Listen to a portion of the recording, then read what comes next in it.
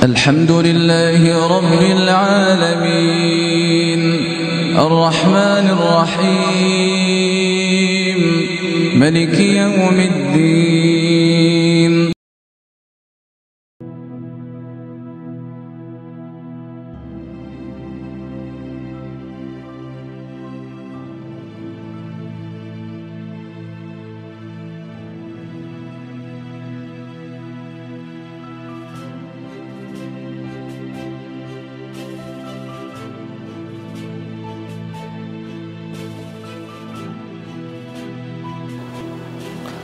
Assalamualaikum warahmatullahi wabarakatuh, sahabatku harian TV yang dirahmati Allah Subhanahu wa Ta'ala.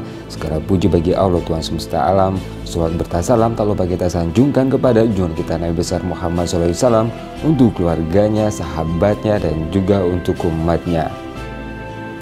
Sahabatku, berikut ini adalah pesatnya perkembangan Islam di tanah Papua.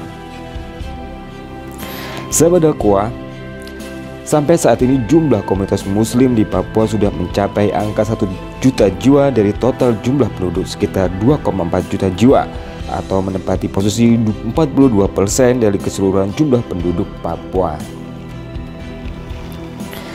Sahabatku, 58% penduduk merupakan gabungan pemeluk agama Kristen, Katolik, Hindu, Buddha, dan animisme.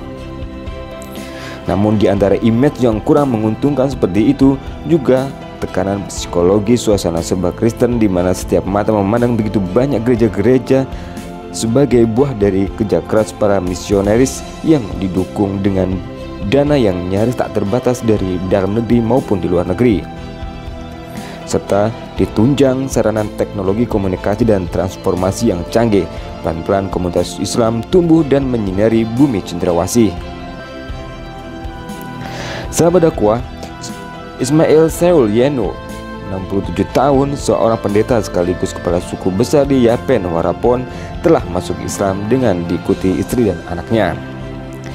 Ismail yang juga ketua Benteng Merah Putih Pembebasan Irian Barat dan ketua Asosiasi Nelayan seluruh Papua telah menunaikan ibadah haji pada tahun yang lalu. Sahabat dakwah, seorang pendeta di Biak Numor bernama Rom Sumbre atau Abdurrahman juga telah masuk Islam beserta keluarga dan 4 orang anaknya. Jumlah Islam di Papua terus mengalami peningkatan setiap tahunnya, bahkan para penginjil khawatir akan pesatnya pertumbuhan Islam di tanah Papua.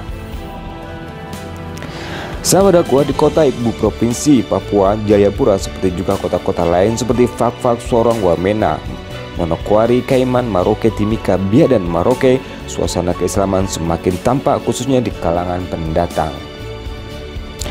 Sahabat dakwah, selain jumlah rumah ibadah yang semakin bertambah, kegiatan halakoh juga tumbuh tidak kalah subur. Selain itu, bila kita jalan-jalan di pusat kota Jayapura, tidak sulit kita menemui muslimah berhijab lalu lalang di antara keramaian warga Papua.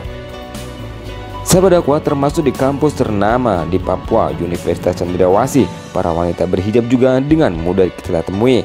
Penduduk muslim di kota terdiri dari para pedagang, pegawai, pengusaha, pelajar, atau mahasiswa, guru, atau buruh. Sahabat dakwah, salah satu ustadz Papua yang hingga saat ini terus mencetak dai-dai Papua adalah Ustadz Fadlan Garamatan.